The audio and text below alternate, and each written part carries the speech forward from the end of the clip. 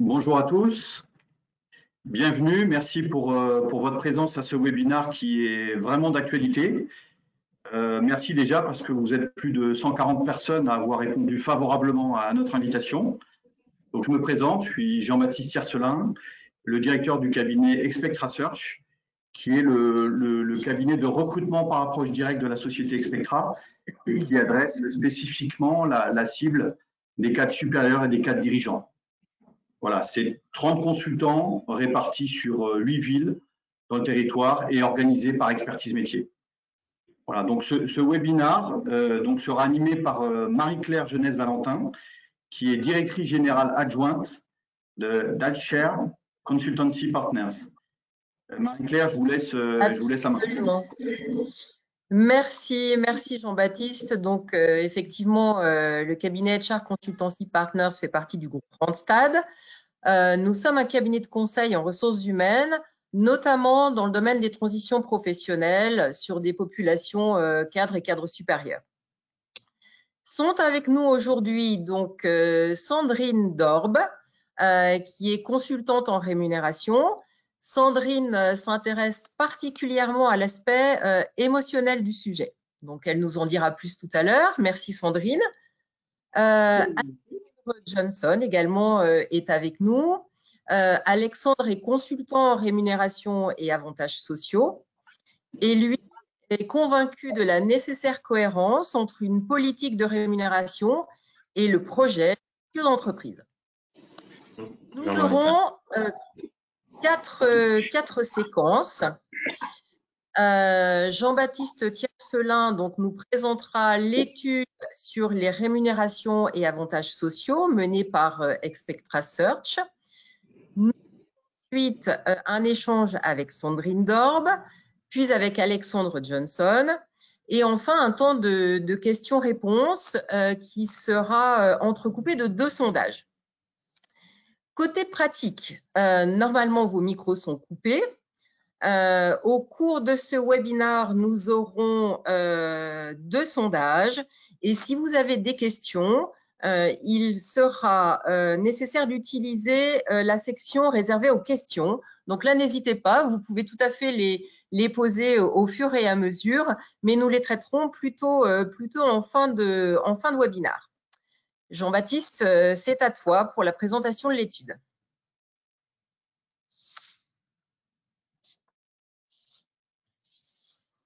Alors, merci Marie-Claire. Donc, la première question, effectivement, c'est pourquoi ce webinaire? Alors, pour une raison très simple, donc il existe depuis maintenant 18 ans un baromètre des salaires qui est proposé par Expectra à ses clients et qui est toujours un succès. Et donc, l'idée, depuis la création du cabinet Expectra Search, était d'avoir une étude qui soit dédiée, qui s'adresse et qui cible les cadres supérieurs et les cadres dirigeants.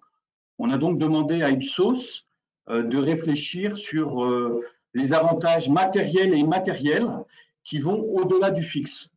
Et l'idée était de savoir quelles sont les pratiques des entreprises et quelles sont les attentes des cadres dirigeants en la matière. Donc au final, c'est le thème de ce webinaire, avez-vous le bon package pour attirer, recruter et fidéliser vos talents? Avec la période que nous vivons aujourd'hui, et encore plus depuis le confinement, c'est un vrai sujet d'actualité, on peut dire que des tendances de fond existaient déjà, mais elles ont été nettement amplifiées depuis. Donc, la méthodologie du cabinet Ipsos est une méthodologie effectivement robuste, à savoir, c'est un échantillon de plus de 800 cadres qui a été interrogé. Ce sont des salariés du secteur privé âgés de 18 à 65 ans qui ont des rémunérations fixes à minima de 55 000 € en province et de 60 000 € en Île-de-France. Nous avons également interviewé des experts, dont 2 sont présents aujourd'hui avec nous, 3 responsables compensation et bénéfices qui sont issus de grands groupes internationaux et qui ont une dimension internationale, 2 personnes des ressources humaines de start-up digitales et une personne des ressources humaines qui travaille au sein d'une PME. Donc, que retenir de cette étude? En 2 mots, Donc, la première chose, la rémunération fixe reste la base de l'attractivité d'une entreprise. Mais très clairement, et je disais une tendance de fond qui existe et qui va se développer de plus en plus, c'est qu'il existe aujourd'hui d'autres leviers qui peuvent inciter à tempérer cette exigence de salaire toujours plus haut. D'ailleurs, on voit que certains cadres dirigeants, certains talents sont prêts à faire des concessions sur le fixe au bénéfice d'autres avantages. Et donc, ces avantages immatériels prennent une part grandissante. Je vais en citer deux en particulier et qui sont spécialement importants en ce moment. Le cadre de travail, qui se matérialise d'une part par la souplesse du télétravail pour faciliter la vie des cadres. Nous avons tous été quasiment en télétravail, sauf certaines professions qui ne le pouvaient pas. Et donc, clairement, ça va créer des attentes et on voit que les négociations sont déjà en cours avec les élus. Et puis, dans le cadre de travail, on a aussi l'importance des RTT et des jours pour organiser et concilier sa vie professionnelle et sa vie personnelle. On peut citer enfin la culture d'entreprise et le besoin de valeur. Comment donner du sens à mon travail? Et ça, ce n'est pas qu'une affaire de génération. Donc, on peut dire, en conclusion, qu'on va vers une individualisation croissante de la rémunération globale et également vers une flexibilité accrue pour les avantages proposés. Voilà, donc on peut dire que du proposer plus en rémunération fixe, l'idée, c'est d'aller vers proposer mieux avec d'autres avantages que le fixe, que sont les avantages matériels ou immatériels qu'on peut proposer. Voilà. Donc, je vais maintenant effectivement laisser la main à Marie-Claire et à nos deux intervenants pour justement aller dans le fond de ces sujets-là et puis débattre avec vous de ces sujets-là.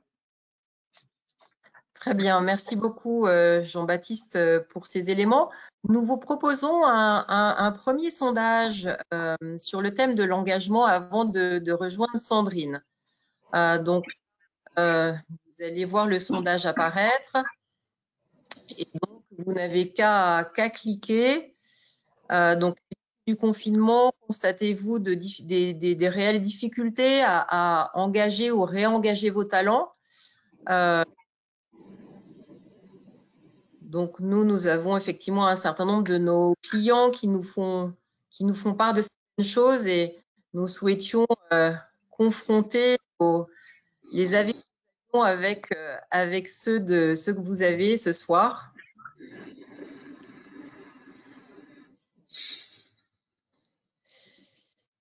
Donc, effectivement, donc là, vous êtes partagés. Alors, la majorité d'entre vous exprime que c'est encore un peu tôt pour le dire, à 61%, et 26% d'entre vous constatent effectivement des difficultés qui émergent. Très bien, donc, effectivement, ça correspond plutôt bien à ce que nous ressentions.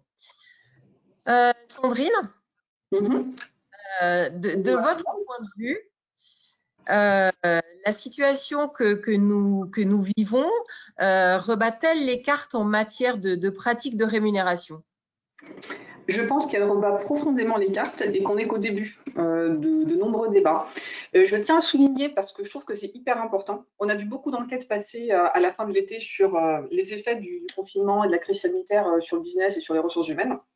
Et ce que je trouve hyper intéressant avec cette enquête, c'est pour ça que je me permets d'insister là-dessus, c'est qu'elle a eu lieu avant le confinement. Donc tous les éléments qui sont mis en avant dans cette enquête, ils sont complètement Covid-less, j'ai envie de dire. Donc, les aspirations des collaborateurs qui ont été exprimées dans ce rapport n'ont rien à voir avec la crise. Donc, ce qui était important avant la crise va le devenir encore plus. Et ça, je pense qu'il ne faut absolument pas le sous-estimer et qu'il faut prendre ce sujet-là très au sérieux. Et oui, donc de mon point de vue, c'est très important. Ça va s'accentuer. La rémunération en tant que telle, surtout le fixe, c'est la contrepartie d'un travail effectué. Là, jusque-là, on est bon. Par contre, l'engagement, lui, il ne se monnaie pas. En tout cas, il ne se monnaie plus. Et le penser, c'est vraiment avoir une vision un peu dépassée des choses. Quand on me demande quel est le système de rétention idéal, on s'attend souvent à ce que je parle d'une formule mathématique, d'une prime différée dans le temps, indexée sur la croissance de l'entreprise. Et en fait, pas du tout. J'encourage vraiment les dirigeants et les DRH à se poser la question d'un point de vue très pratico-pratique. Concrètement, qu'est-ce qui fera rester les gens? Et on ne retient pas les gens avec de l'argent. Ça, j'en suis convaincue et c'est ce que je vois sur le terrain. L'argent, ça va, ça vient. Le salaire, on le récupérera si on bouge. D'ailleurs, si on va avoir ailleurs, on peut même avoir mieux en salaire. Quand on change d'emploi, on a souvent un petit gap associé. Le système de rétention, on le perd en partant, certes, mais souvent, on peut se le faire racheter. Enfin, les dirigeants se font racheter leur rétention sans problème par leur nouvel employeur. Donc, l'argent ne retient personne. Par contre, si on se pose la question de ce qui fait qu'on a envie de rester, alors déjà, c'est propre à chaque entreprise. Il n'y a pas de formule magique. Je pense vraiment que c'est propre à chaque entreprise, mais que ça s'articule autour de 3 axes. Mon premier axe, c'est les conditions de travail. Ensuite viennent les avantages non financiers et enfin la culture d'entreprise. Très bien. Les conditions de travail, pardon. Non, justement, je voulais vous faire développer ces aspects-là en nous apportant quelques pistes de réflexion à la fois sur les conditions de travail et les avantages non financiers. Alors, pour moi, les conditions de travail, ça va vraiment des locaux au télétravail. Vraiment, on peut avoir les locaux, que ce soit la localisation, parce que l'environnement de travail, donc on parle de la pièce, mais aussi du quartier, de l'écosystème, est de plus en plus important. Les gens ont envie d'avoir un écosystème agréable et pratique surtout, qui pourrait leur permettre rapidement de faire leurs courses, leurs rendez-vous médicaux après le travail ou pendant la pause déjeuner. Ça paraît hyper anodin, mais c'est très important. Donc moi, je vois beaucoup d'entreprises en fait, qui avaient migré dans des zones industrielles ou pour ce qui concerne les secteurs très urbains, avaient migré en banlieue, dans des endroits où il n'y a rien. Ça devient compliqué et beaucoup envisagent de revenir dans des zones un peu plus vivantes. Donc, dans les conditions de travail, il y a les locaux, que ce soit l'écosystème ou le bâtiment, le matériel qui est mis à disposition des collaborateurs. Et ça, on a vu qu'au confinement, c'était quand même un point qui était hyper critique parce que du jour au lendemain, il a fallu renvoyer tout le monde chez soi avec du matériel qui n'était parfois pas adapté. J'ai une entrepreneur qui me disait récemment, donc c'est une petite entreprise, ils sont 10, elle a dû renvoyer une collaboratrice chez elle parce que cas de Covid, elle l'a renvoyée chez elle avec une tour, un écran, et la tour n'a pas survécu le chemin. Ça n'a pas de sens, donc il faut aussi penser à ça, en fait, au matériel. Est-ce que le matériel est de qualité, permet de travailler de manière confortable et agréable? C'est important. Et on en vient aussi au sujet prégnant ces derniers mois, et on est qu'au début, le télétravail. Et je constate que malgré le confinement, il y a beaucoup d'entreprises ou de managers qui ne sont pas prêts à mettre en place un télétravail de manière récurrente et structurée. Et ce que je trouve assez drôle, c'est que ce phénomène, je le vois dans des très grosses entreprises plutôt anciennes, très installées, où on n'est pas particulièrement étonné quand on nous dit qu'il y a ces freins-là, mais je le vois aussi dans des grosses PME, mais hyper dynamiques, et qui sur le marché ont une image assez jeune et libérale et moderne. Et je pense là à De Vialet, qui est une entreprise française qui conçoit des dispositifs audio. Ils sont sur Paris, les produits qu'ils produisent sont de grande qualité, sont même des produits de luxe. Ils ont une image très dynamique, un salariat qui est très jeune, et pourtant le CEO avouait sur BFM TV qu'il était contre le télétravail parce que pour lui, ça nuisait à la créativité. Alors moi, j'avais l'impression qu'on était revenu en 1980, mais chacun gère son entreprise comme il peut et comme il pense qu'elles doivent être gérées. Néanmoins, refuser le télétravail, moi, je trouve que c'est admettre très ouvertement que nous n'avons pas confiance en nos salariés. Et pourtant, les salariés ont de plus envie d'évoluer dans un climat où ils ressentent la confiance, où ils sont respectés, valorisés. Et refuser le télétravail, je pense que aujourd'hui, c'est un point de friction, mais ça va devenir beaucoup plus que de la friction dans les mois à venir. Surtout dans un contexte où beaucoup de gens commencent à avoir peur de se déplacer. Chacun aussi gère son stress comme il peut, et on n'est pas maître de ça. Donc, il y a des gens qui n'ont pas envie de se déplacer, qui n'ont pas envie de se rendre au bureau, en tout cas 5 jours par semaine, et qui ont envie d'avoir un peu leur quotidien, leur gestion quotidienne allégée, et qui se sentent bien en télétravail. Après, moi, je ne crois pas au télétravail à 100%. Ça nuit à beaucoup de choses, mais 1 ou 2 jours de télétravail par semaine, on voit que ça peut être très bénéfique. Et les gens qui ont déjà fait du télétravail, même hors confinement, ne reviennent pas là-dessus. Quand on a eu un emploi avec du télétravail, quand on en cherche un nouveau, c'est une des questions. Est-ce qu'il y a du télétravail? Ça devient un avantage aussi basique que la cantine, les tickets resto, le télétravail. C'est vrai. Par contre, ça demande un management différent, une organisation certainement différente. En tout cas, ça s'accompagne. Oui, ça s'accompagne parce qu'aujourd'hui, le blocage dans le télétravail, c'est effectivement que le manager, il a un contrôle visuel de ses salariés. Il les voit, ça la rassure. Alors moi, je suis persuadée, et puis on va tous, enfin, il faut qu'on soit à l'aise avec ça. On le sait, quelqu'un qui ne veut pas travailler, il ne bossera pas, qu'il soit chez lui ou qu'il soit au bureau. C'est comme ça. Mais on est rassuré de voir la personne à son bureau en train de faire quelque chose. Alors, il est peut-être sur Facebook, mais on le voit, il fait quelque chose. Donc, en dehors de la plaisanterie, moi, j'encourage les entreprises à identifier en fait où sont les noyaux comme ça de manque de confiance et à essayer de changer un peu les critères de contrôle. Celui-ci ne marche pas et il est plus audible pour les salariés. Donc, comment est-ce que je contrôle le travail et la performance de mes salariés que je ne vois plus? Et l'autre sujet dont je voulais vous parler, c'était les avantages non financiers. Les avantages non financiers, c'est ça. Alors ça, c'est un joli sujet. Les avantages financiers, il ne s'agit pas de faire des économies. Une entreprise me disait, on n'a pas de budget pour les augmentations, l'entreprise va mal, on voudrait faire quelque chose, on peut mettre en place des avantages non financiers. Non, ça va coûter beaucoup d'argent. Le pari des avantages non financiers, c'est que l'avantage perçu pour les collaborateurs soit supérieur à ce qu'ils auraient ressenti si on leur avait donné en salaire. Et pour réussir à faire ça, il faut que l'avantage ait un sens, un vrai sens, d'un point de vue personnel, social et voire sociétal. Il y a des sujets qui sont très à la mode en ce moment, du fait du contexte économique et écologique. Certaines entreprises, du coup, proposent d'accompagner leurs salariés dans leur réflexion sur une mobilité plus verte. Alors, dans les secteurs très urbains, il y a des entreprises qui mettent en place des parkings à vélo sécurisés, une indemnité kilométrique, voire des douches, c'est important. Il y en a d'autres en fait qui ont besoin en fait que leurs salariés se déplacent plus loin, qui renoncent tout de même aux véhicules de fonction.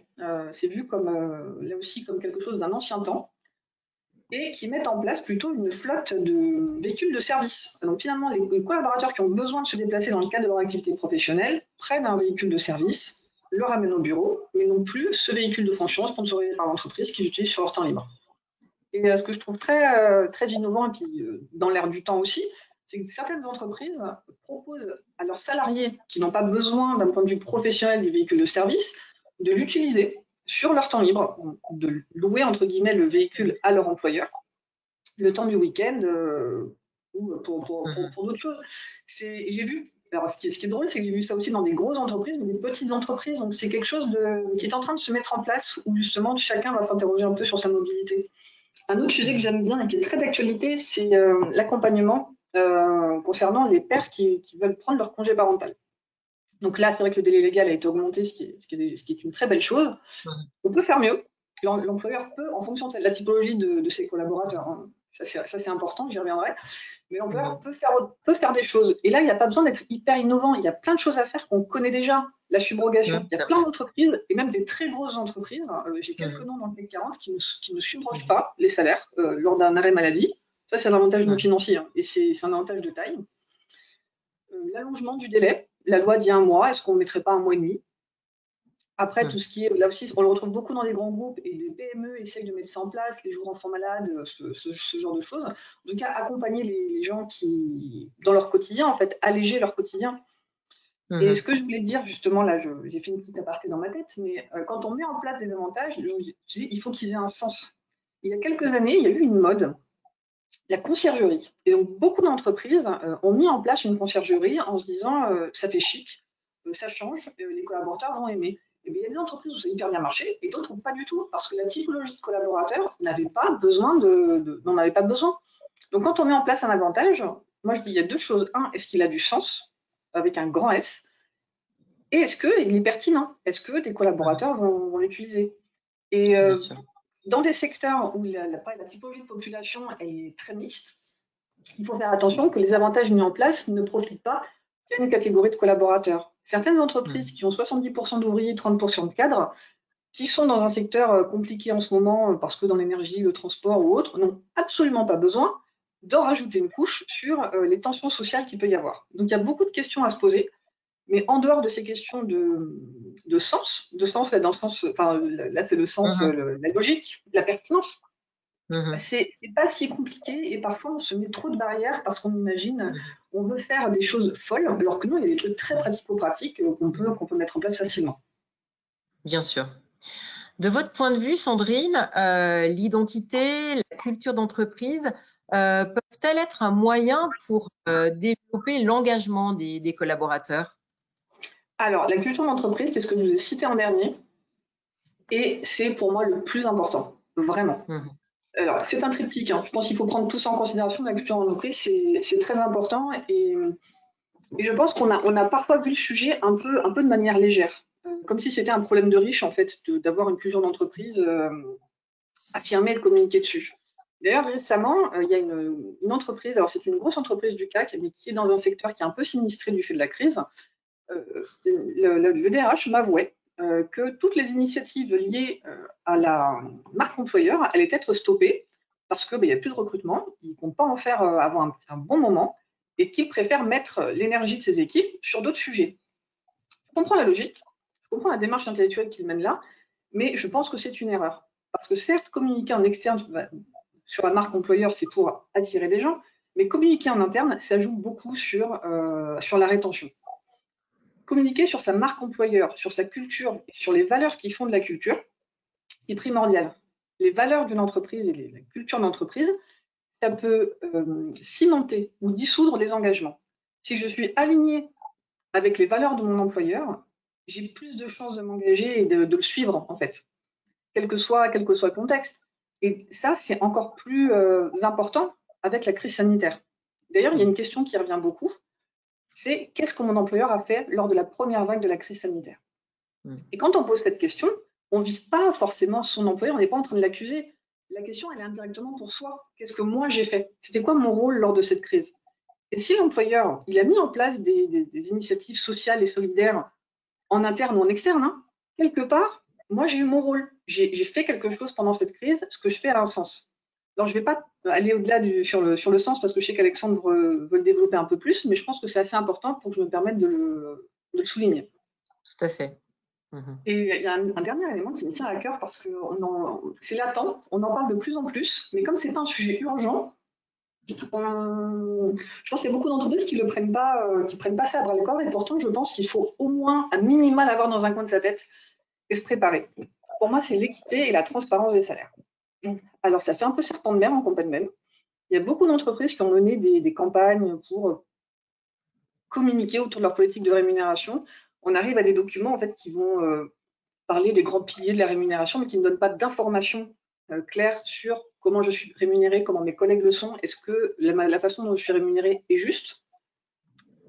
Et pourtant, je pense que c'est un sujet qui va exploser dans beaucoup de sociétés dans les mois à venir. En 2020, on l'a vu, via les enquêtes qui sont sorties à la fin de l'été, il y a beaucoup de sociétés ont maintenu leur budget d'augmentation. C'était budgété, beaucoup ne sont pas revenus dessus. Par contre, 2020, de ce que je vois, les tendances vont être vraiment à la baisse. Et c'est là qu'il va y avoir des tensions en interne et que le besoin de transparence et le sentiment d'équité des collaborateurs va être exacerbé. Et si on n'a pas la transparence, ça amène un manque de confiance. Et s'il n'y a pas de confiance, il n'y a pas d'engagement. Ok.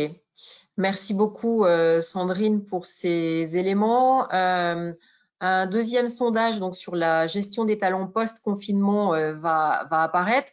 Entre-temps, Alexandre, est-ce qu'il y a des questions que vous voudriez poser à Sandrine sur les sujets qu'elle vient de traiter, ou est-ce qu'il y a des éléments complémentaires que vous souhaitez apporter avant d'aborder votre partie? Donc là, moi, je me retrouve pas mal dans les propos qu'a évoqué Sandrine, notamment sur le cadre de travail, les conditions de travail. Donc, sur la question du télétravail, je pense que de manière plus large, c'est la question de la flexibilité et de la souplesse qui est les collaborateurs qui, demain, va devenir de plus en plus importante. C'est-à-dire que moi, je considère qu'à rémunération équivalente, les collaborateurs peuvent décider de choisir l'entreprise qui va proposer du télétravail ou de la souplesse dans l'organisation du travail par rapport à une entreprise qui ne le proposerait pas. Je pense que Sandrine évoque, c'est vraiment aussi l'expérience collaborateur que vivent les collaborateurs, et ça va de choses très simples qui sont le matériel, effectivement, qu'ils ont pour travailler, jusqu'à des choses qui sont plus compliquées, qui sont la culture d'entreprise, mais qui vont être, à mon sens, clés pour fidéliser les collaborateurs et les engager. Très bien. Merci. Je vais vous repasser la parole dans quelques minutes, Alexandre. Entre-temps, donc, vous voyez les résultats du sondage.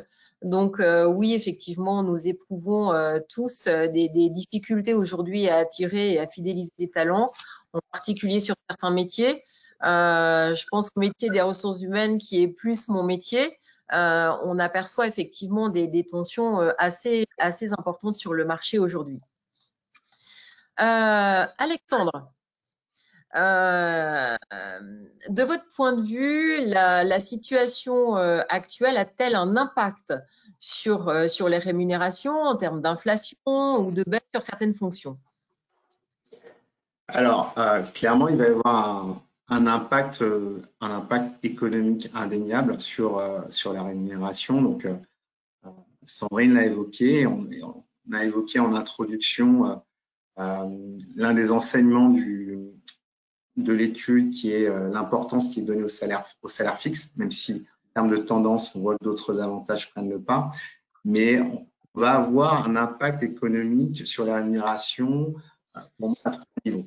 Premièrement, Sandrine évoquait des budgets d'augmentation de salaire qui vont être en baisse par rapport aux années précédentes. C'est-à-dire que il y a énormément d'enquêtes qui sortent sur le sujet. On est plutôt sur des budgets d'augmentation qui sont plus bas, ou une proportion d'entreprises qui envisagent un gel de salaire qui est sans doute plus important que ce qu'on a pu connaître par le passé. Donc, voilà, en termes d'évolution du salaire salaire de base, les entreprises vont avoir moins de marge de manœuvre qu'elles ne pouvaient l'avoir dans le passé.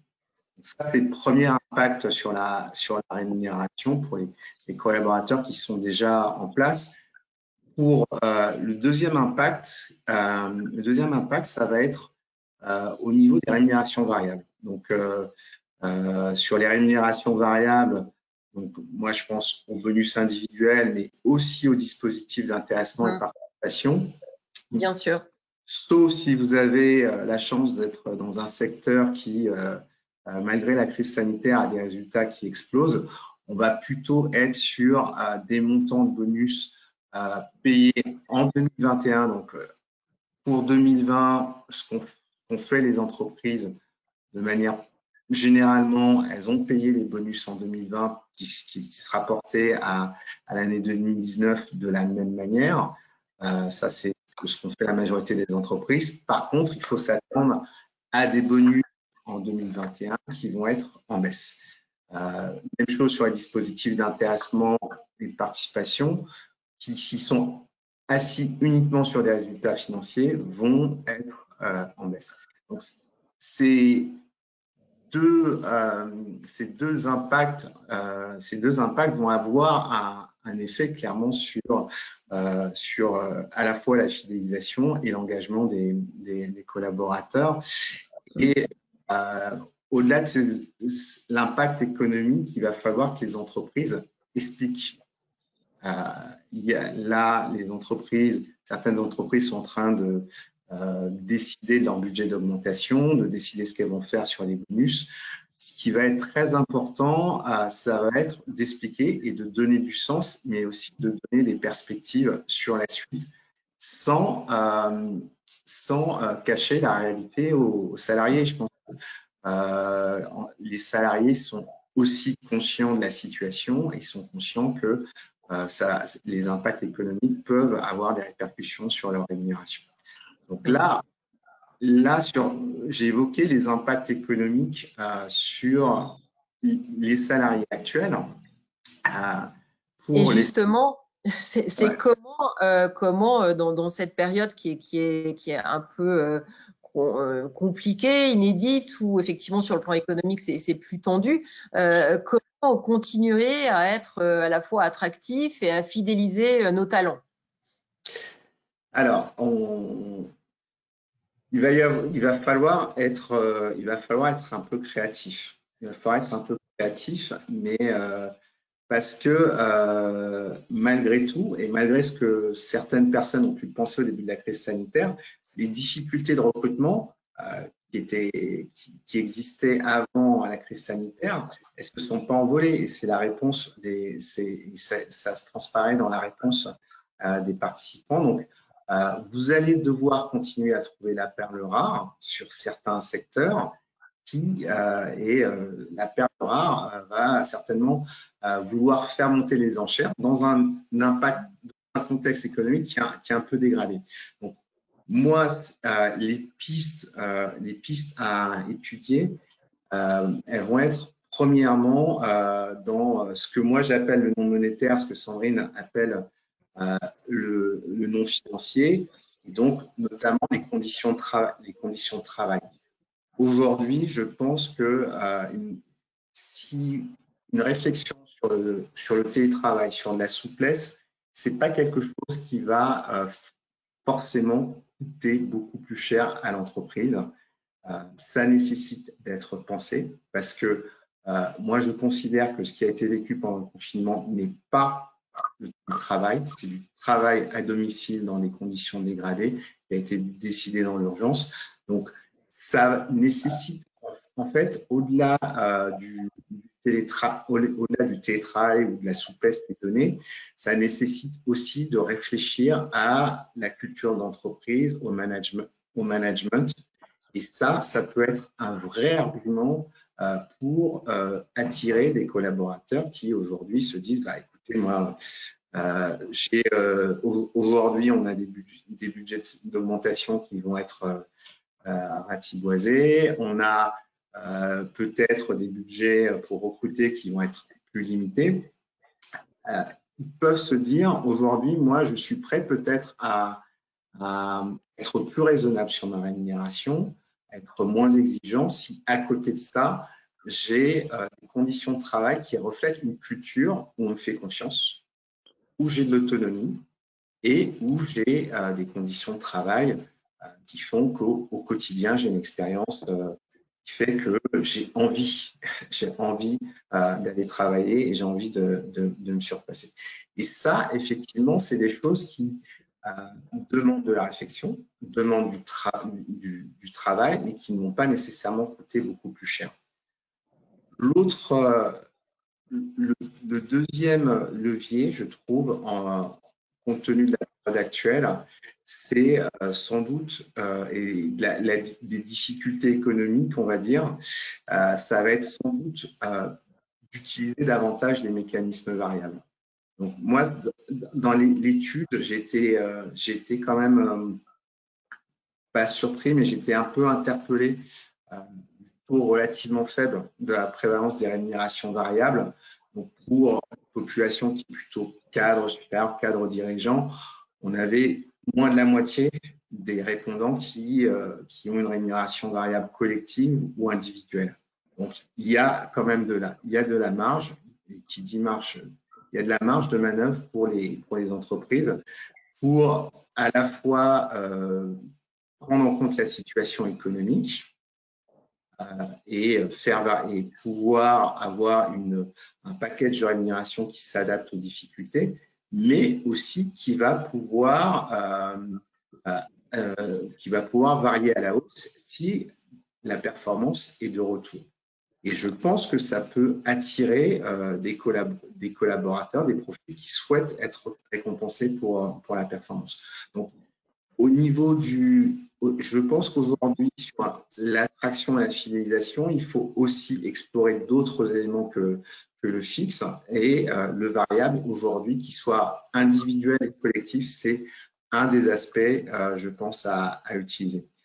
Et un dernier élément de fidélisation qui est vraiment à considéré pour les cadres intermédiaires et supérieurs, pour moi, c'est l'actionnariat salarié. Et l'actionnariat salarié, ça a vraiment trois avantages. Aujourd'hui, dans le contexte économique, ça a un coût, mais c'est pas du cash immédiat et de la trésorerie qui part par rapport au paiement d'augmentation de salaire et de bonus. C'est plutôt long terme. Donc, quand on parle de fidélisation, on est sur des dispositifs où on dit aux collaborateurs, voilà, si vous restez 2, 3 ans, 5 ans, vous allez pouvoir en bénéficier totalement. Et surtout, et c'est quelque chose qui me tient à cœur, il y a deux choses sur l'actionnariat salarié. Premièrement, vous associez les collaborateurs au projet de l'entreprise. Parce qu'à partir du moment où vous leur dites, vous devenez actionnaire, soit en souscrivant à des opérations d'actionnariat salarié, soit vous leur attribuez des actions gratuites, vous devez parler aux collaborateurs du projet de l'entreprise. S'ils deviennent actionnaires, et donc l'entreprise va les associer au projet de l'entreprise d'un point de vue vraiment capitalistique. Et je trouve que c'est important en ce moment pour remobiliser les collaborateurs. Et l'autre avantage à l'actionnariat salarié, c'est qu'on est dans le partage de la valeur créée. Et Sandrine a évoqué l'équité. Et je pense que c'est une manière aussi de partager la valeur entre la valeur qui est créée et qui a pu être créée dans des conditions difficiles compte tenu de la situation. Quelque part, elle se partage entre l'entreprise et les actionnaires. C'est le modèle quand on est dans un modèle capitaliste, mais c'est aussi de le partager davantage avec les collaborateurs. Et je pense qu'il y a vraiment des attentes beaucoup plus importantes des collaborateurs à ce sujet. Très bien. Et alors, vous l'avez un petit peu abordé, mais au fond, quels seraient les éléments aujourd'hui qui permettraient à une entreprise de se différencier, d'être innovant, différente? Ouais. Moi, alors, je vais vous faire une réponse qui n'est pas une réponse forcément attendue d'un expert CNV. Moi, je considère que ce qui peut faire la grosse différence entre deux propositions et voilà, c'est pas toujours effectivement payer plus, ça va être la notion de sens. Et aujourd'hui, je pense que la période qui a été vécue et qu'on vit encore aujourd'hui est une période qui a été une période propice à beaucoup de questionnements. Et je pense qu'on assiste, moi je constate aussi des personnes qui quittent leur entreprise parce qu'ils se posent la question de l'adéquation entre la raison d'être ou la mission de l'entreprise, ce que l'emploi qu'ils occupent, le sens de l'emploi qu'ils occupent, comment cet emploi il contribue à la mission de l'entreprise, au projet de l'entreprise et leurs valeurs personnelles. Et à cet égard, je pense qu'il y a ce que les gens ont vécu et ont constaté comme pratique dans les entreprises pendant cette crise, ça suscite des questions et on constate des gens qui quittent leur entreprise à l'issue du confinement ou qui, suite à l'après-confinement, finalement, il y a beaucoup de personnes, de collaborateurs qui se disent, voilà, on a parlé beaucoup du monde d'après, etc., qui disent, non, moi, finalement, dans le monde d'après, j'ai encore plus envie, parce que c'est quelque chose qui a toujours existé, mais j'ai encore plus envie de travailler pour une entreprise qui contribue à la société. Alors, ça peut être sous des formes très différentes, mais ce qui compte finalement, c'est que cette raison d'être, cette mission d'entreprise, c'est les valeurs finalement de l'entreprise, ça corresponde, ça soit aligné avec mes valeurs personnelles. Donc pour moi, c'est ce qui va vraiment faire, ce qui peut vraiment faire la différence entre rester et partir, si on parle de fidélisation, mais aussi à l'embauche. Alors, à l'embauche, ça va être une perception.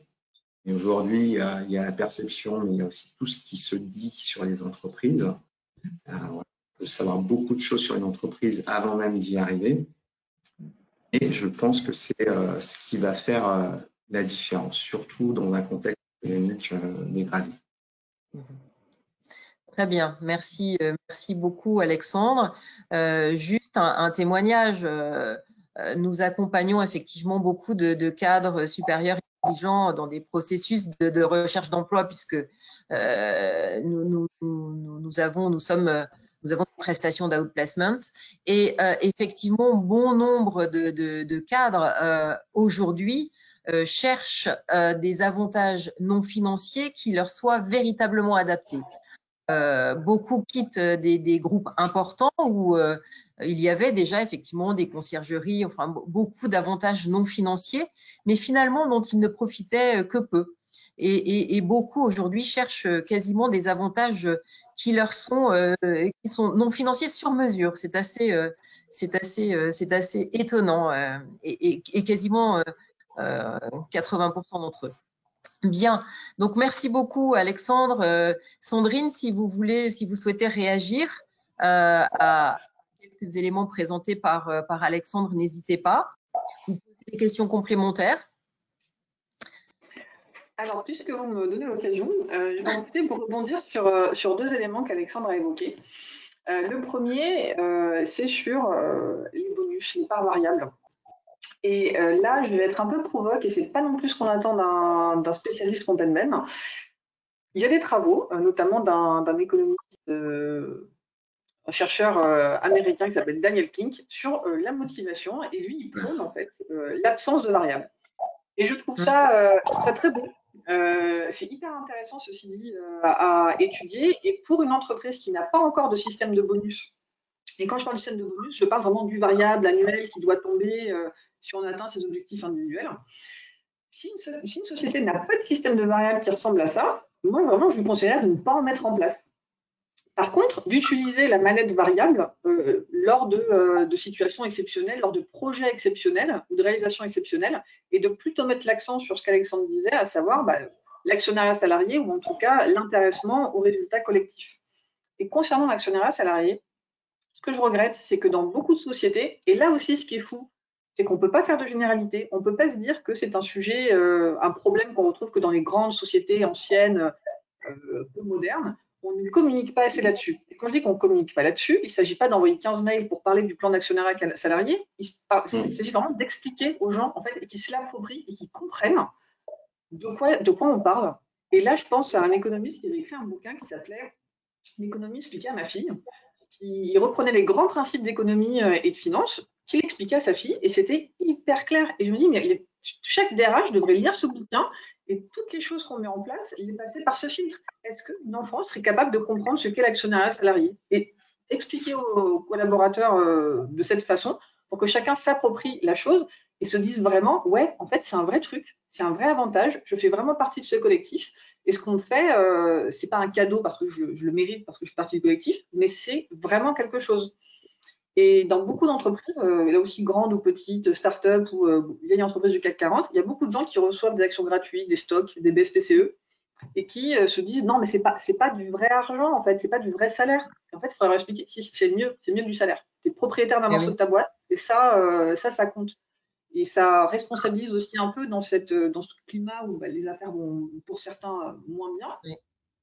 Et on se sent peut-être plus impliqué et où on comprend mieux. Et tout ce qui concerne justement la communication dont parlait Alexandre, il faut expliquer aux gens, en fait, l'année prochaine, quand les budgets d'augmentation seront en baisse, voire nuls, il faut expliquer aux gens parce que oui, on voit bien que l'économie n'est pas folle, on voit bien que les carnets de commandes sont vides, on voit bien que dans les usines, les ouvriers sont encore en chômage partiel. Mais de comprendre en fait tout le fonctionnement économique et financier qui amène à prendre cette décision, ça prend du temps, mais c'est nécessaire, vraiment. J'ai échangé avec récemment un dirigeant d'entreprise qui a une usine.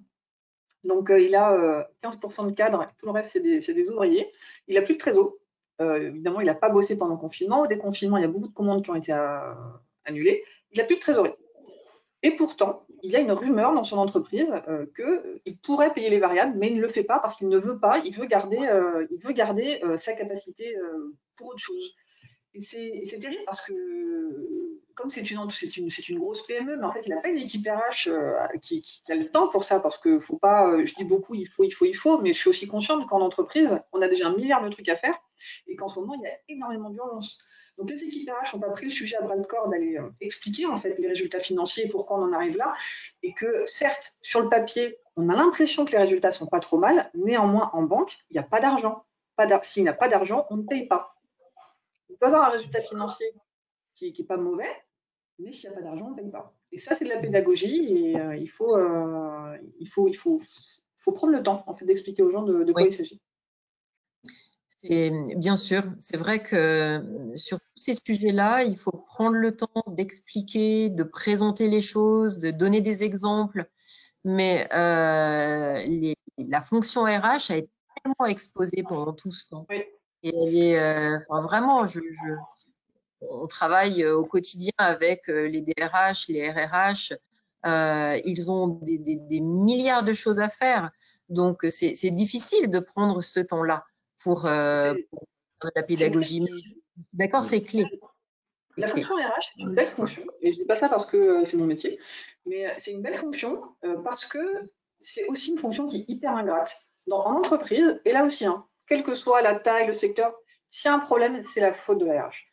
Donc et dans ce contexte-là où il y a énormément de choses à faire, la RH priorise parce qu'une journée ne fait que 24 heures, une semaine ne fait que 7 jours. Il y a des choses qui ne sont pas faites ou qui ne sont pas faites comme on aimerait qu'elles le soient.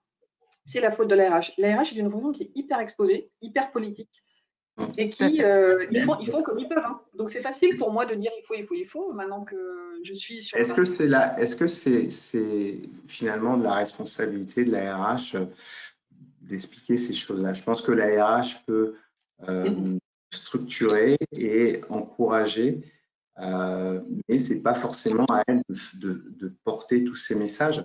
Et moi, je suis vraiment complètement en phase avec ce qui est dit sur l'actionnariat salarié. C'est-à-dire, moi, je considère que de faire des opérations d'actionnariat salarié tous les ans sans parler aux collaborateurs, pour leur expliquer le fonctionnement de l'entreprise, finalement, avoir donné de l'éducation économique aux collaborateurs, c'est une opportunité perdue. Et moi, dans mon expérience, le RH était là pour effectivement expliquer certains aspects techniques, mais le sens et la signification économique, c'était toujours avec le patron du pays, le patron à côté pour expliquer. Et effectivement, je trouve que sur l'actionnariat salarié, se focaliser uniquement sur les aspects techniques et administratifs, c'est une opportunité perdue parce qu'on n'est pas sur, finalement, on n'est pas sur le sens. Toute la strate du management peut aussi porter des sujets comme cela. Mais très souvent, il faut les former. Parce que les managers sont hyper exposés et eux-mêmes, en fait, renvoient à la RH. Et je suis d'accord avec ce qu'Alexandre, vous dites au sujet de est-ce que c'est la responsabilité de la RH? Alors, ça dépend, parce qu'en fonction de la sensibilité du DRH et de sa place dans la direction générale de l'entreprise, ça peut être sa responsabilité ou pas. Néanmoins, dès qu'on touche de près ou de loin à une problématique de carrière, de salaire ou de temps de travail, dans l'esprit des gens, c'est la RH. Oui. Et même si ce n'est peut-être pas la responsabilité du RH de porter ces sujets-là et d'en être le sponsor et l'ambassadeur et de tout porter tout seul, peut-être que c'est… Alors, j'ai pas envie de dire responsabilité parce que c'est un peu sévère, mais en tout cas, il devrait, c'est pas beaucoup mieux, mais tirer le signal d'alarme et de rappeler que là, évidemment, tous ces sujets-là, ils doivent être portés déjà par la direction, parce que si la direction n'y croit pas, c'est pas la peine. Culture d'entreprise, c'est d'abord un dirigeant, et ça, j'en suis persuadée. On peut faire autant de campagnes, d'affichage, de communication, de mailing qu'on veut. Si le dirigeant n'incarne pas réellement les valeurs qui sont diffusées, ça ne marche pas. On a beau dire que le dirigeant, il est interchangeable, il a un temps. Non, le dirigeant, il incarne les valeurs de l'entreprise. Donc, évidemment, si le dirigeant, tous ces sujets-là, ça ne lui parle pas, et c'est dommage. Mais par contre, peut-être que la RH peut essayer de rendre le sujet plus important. Après, c'est de la politique, et c'est compliqué, et toutes les entreprises ne sont pas faites pour ça. Oui, tout à fait. Très bien. Merci beaucoup. Il est bientôt l'heure de clôturer. On a encore quelques minutes. Je ne vois pas de questions. Moi, j'ai une question. Moi, j'ai une question. J'ai retenu le besoin de confiance, donner confiance aux collaborateurs, leur donner de l'autonomie pour qu'ils aient envie et qu'il n'y ait pas de risque sur l'engagement. Ça, je l'ai retenu. Et j'ai entendu aussi Alexandre parler d'un sujet, moi, qui me tient à cœur, parce que c'est très nouveau. On parlait de re-questionner le sens de l'entreprise, de la culture d'entreprise, et vous avez évoqué la société à mission qui a été créée par la loi Pacte. De mémoire, c'est Nicole Notat et Jean-Dominique Senard qui ont travaillé sur le sujet. Depuis, c'est des choses qui se développent. Et donc, Alexandre en a parlé, j'aimerais bien avoir l'avis de Sandrine là-dessus. Les entreprises modifient leur statut pour y intégrer un petit peu une raison d'être, entre guillemets, et en fixant des objectifs sociaux, environnementaux, autres. Et je trouve que c'est passé pas inaperçu, pas pour les spécialistes que vous êtes, mais je trouve que c'est lourd de sens. Et du coup, je voulais avoir votre avis sur ce sujet-là. Alors, mon avis, je ne connais pas ce sujet. Je vais visiter après. Néanmoins, je pense que sur le papier, c'est une très belle chose. Par contre, je vais faire preuve d'un tout petit peu de cynisme. Comme je ne connais pas le sujet, je ne vais absolument pas me permettre de le juger. Néanmoins, est-ce que les dirigeants, ils incarnent ce changement et ils incarnent les valeurs qu'ils ont mis dans les statuts? Alors, Alexandre comme moi, qui avons vu beaucoup de sociétés, puis même vous, qui êtes consultant aussi et qui a eu beaucoup d'occasions de rencontrer des entreprises, on voit dans beaucoup de sociétés des grandes campagnes où on diffuse les valeurs et parfois, ce n'est pas incarné. Est-ce que les collaborateurs, est-ce que les dirigeants y croient? Est-ce que les collaborateurs y croient? Et est-ce qu'au quotidien, dans la façon de mener le business et de gérer dans les conditions de travail et dans la manière de gérer le business, est-ce que ces valeurs-là, elles se voient? Et j'ai vu une entreprise récemment, que je ne peux pas citer, mais ils ont voulu publier leurs valeurs. Ils ont un nom, le nom de l'entreprise est long, il y a 8 lettres. Et du coup, ils ont voulu prendre une lettre et trouver une valeur par lettre. Et ben, j'ai essayé et j'ai eu beaucoup de mal à les retenir. Et je me suis dit, mais quelle drôle d'idée. Comment est-ce qu'on peut incarner autant de valeurs? Alors oui, on a tous beaucoup de valeurs, mais une valeur, c'est 3-4. L'idée, c'est de vraiment pouvoir incarner ce qu'on promeut. Sinon, ça ne tient pas. J'insiste un peu là-dessus, mais… Ouais, juste sur la raison d'être et la mission de l'entreprise. Je pense qu'il faut être très, très prudent. Enfin, en tout cas, moi, mon sentiment, c'est que il faut faire attention à ce qu'on promet parce qu'aujourd'hui, finalement, quand on affiche une raison d'être ou effectivement, quand on se constitue comme société à mission, finalement, on fait une promesse à l'extérieur de l'entreprise parce que c'est aussi à l'extérieur de l'entreprise, mais aussi en interne. Et il faut être absolument certain que ce que les gens vont vivre est vraiment complètement aligné avec ce qui est raconté à l'extérieur. Donc, pour moi, sur le questionnement du sens, même si vous n'adoptez pas une raison d'être dans le statut, même si vous ne constituez pas société à mission, c'est toujours expliquer, repartir de pourquoi l'entreprise existe. Pourquoi l'entreprise existe, pourquoi on est là, pourquoi individuellement chaque collaborateur joue un rôle dans cette mission. Moi, je travaille dans un cabinet où on est 15, on est un petit cabinet, mais voilà, tous les ans, on reparle de voilà, qu'est-ce qu'on veut faire. Et justement, ce qui fonctionne, c'est si on est complètement aligné. Dès que les collaborateurs sentent qu'il y a, voilà, c'est un coup marketing parce que voilà, on a voulu faire un truc sympa avec les 8 lettres où on veut faire comme tout le monde et que ça ne marche pas avec ce que les gens vivent, il y a du signe. Et là, pour le coup, on est dans le désengagement. Donc, à manière de précaution. Très bien. Pardon. Non, je voudrais juste finir sur une note un peu poétique. Ça lag un peu, c'est pour ça que je vous perds, Marie-Claire, pardon. Pardon, non. Il y a une question que j'aimerais bien traiter parce que elle me semble très intéressante. À votre avis, comment les partenaires sociaux peuvent réagir à des propositions collectives non financières dans une période de NAO, par exemple? Merci pour la question. Alors, ça va dépendre de la société. Alors, je suis désolée, parce que ça fait vraiment, je ne sais pas, il n'y a pas de solution idéale, mais ça dépend vraiment du secteur. Est-ce qu'on est dans un secteur qui est sinistré? Sinistré, c'est un grand mot, mais pour certaines entreprises, c'est un peu, c'est pas peu dire. Est-ce qu'on est dans un secteur difficile? Qui est l'électorat des partenaires sociaux? Dans quel état d'esprit ils sont? Est-ce qu'on est sur… Il y a des entreprises là, qui préparent des plans sociaux, malgré le chômage partiel, malgré plein de choses. Bien sûr. Donc, en fonction si on est dans une société qui ne va pas bien, où il y a des rumeurs de plans sociaux, et où on a 80% d'ouvriers, ce sont eux qui votent pour les partenaires sociaux, ce ne sont pas très peu de cadres, il y a beaucoup de chances que ce soit un peu tendu. Après, les partenaires sociaux, c'est pas politiquement correct ce que je veux dire, mais leur rôle, c'est de ne pas bien réagir, en fait. Alors, ça peut être pénible quand on est dans des discussions avec beaucoup de mauvaise foi qui tournent en rond, mais la réaction des partenaires sociaux, qui est parfois un peu de mauvaise foi ou qui est tout de suite dans la réaction et la contestation, c'est aussi un exercice de remise en question de ce qu'on s'apprête à faire. Est-ce que ce qu'on s'apprête à faire, finalement, a du sens? Et ça, on le voit, pour l'avoir expérimenté sur le terrain, quand on s'apprête en fait à rentrer en négociation avec eux et qu'on prépare tous les éléments de négociation et d'argumentaire, c'est là où en fait on se renforce dans l'idée qu'on a, mode si on pense que c'est vraiment la bonne solution, vu le temps qu'on a mis en fait à préparer ça, nous a permis de voir que c'était la bonne solution. Ou tiens, peut-être que là il y a peut-être quelque chose qu'on peut concéder ou vers lequel on peut aller vers eux. Les partenaires sociaux, on va dire, ils réagiront comment? Pas bien.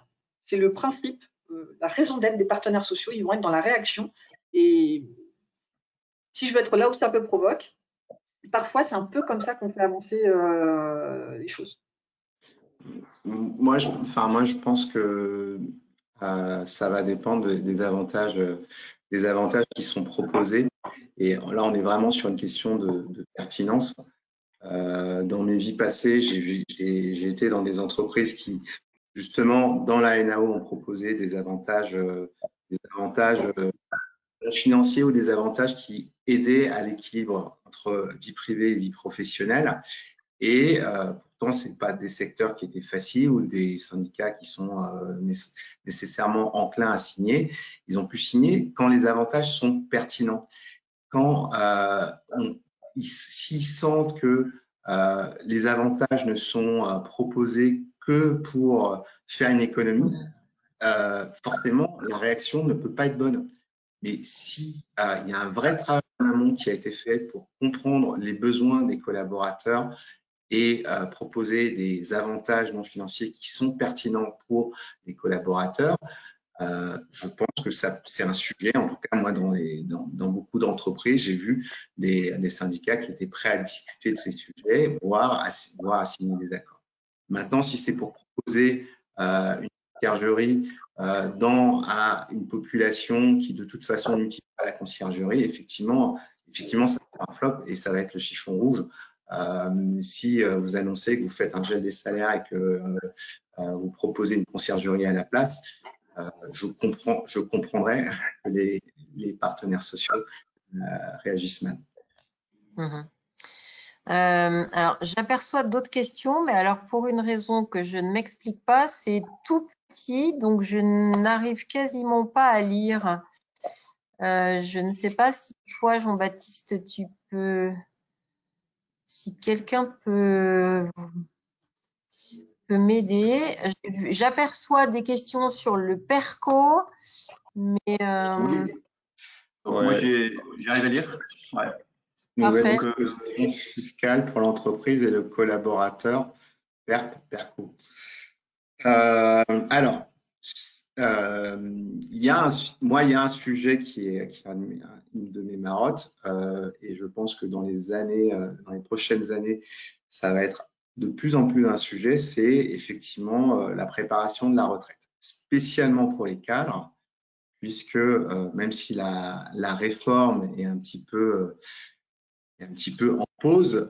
De toute façon, cette réforme va, alors pas forcément celle-là, mais il y aura une réforme des retraites et les cadres seront les premiers impactés par cette réforme des retraites parce que c'est eux qui vont voir leur taux de remplacement baisser, c'est eux qui vont devoir préparer eux-mêmes leur retraite et ils risquent, les cadres vont demander aux entreprises finalement, qu'est-ce que vous faites pour m'aider? Et on a des dispositifs aujourd'hui qui permettent de préparer la retraite, mais effectivement, ça se prépare dans la durée. Donc, c'est des dispositifs qui existent aujourd'hui, qui ont été renommés et resimplifiés depuis l'année dernière. Donc, je pense que les entreprises, effectivement, cette année, devraient l'intégrer dans leur réflexion. Voilà, se dire, tiens, est-ce qu'il n'y a pas un arbitrage à faire entre une augmentation de salaire qui, de toute façon, sera, entre guillemets, faible et la mise en place d'un dispositif par lequel on va pouvoir aider les collaborateurs à épargner pour leur retraite. D'un point de vue, et là, c'est la technique, mais d'un point de vue économique, c'est parfois beaucoup plus intéressant et mieux optimisé d'un point de vue des charges sociales et de l'impact fiscal pour le collaborateur. C'est parfois plus intéressant de mettre en place ce dispositif que d'octroyer une augmentation de salaire. Très bien. Je suis assez d'accord et je redirais que ça va dépendre de la typologie de l'entreprise. Je pense que pour des équipes dirigeantes, ça fait sens parce qu'ils ont vocation, alors déjà, ils ont une certaine seniorité et ils ont vocation à rester longtemps. Pour une population plus jeune, une population de talents plus jeune, mais qui se projettent pas très longtemps dans l'entreprise, ça ne va pas les intéresser comme outil, même si c'est important et on devrait tous penser à notre retraite à partir de 30 ans. Mais je pense que là, en fonction de la typologie de l'entreprise, c'est un sujet à mettre plus ou moins en haut de la pile. Mais c'est un sujet qui est très important. Et là, effectivement, comme Alexandre le soulignait, la réforme, elle est un peu en pause. Mais quand elle repartira, ça va redevenir quelque chose de costaud. Très bien. Merci beaucoup. Jean-Baptiste, je pense que nous pourrions peut-être conclure. Il est 18h34.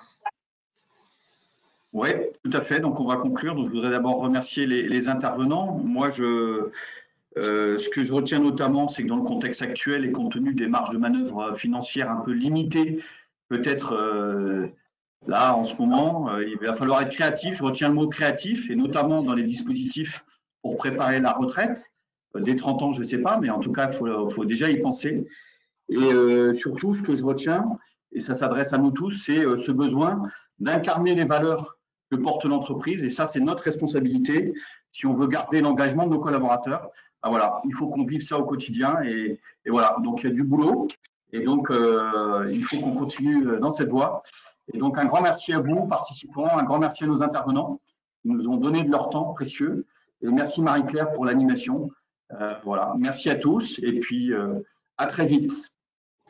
Merci. Au revoir, merci. Au revoir. Au revoir. Bonne soirée.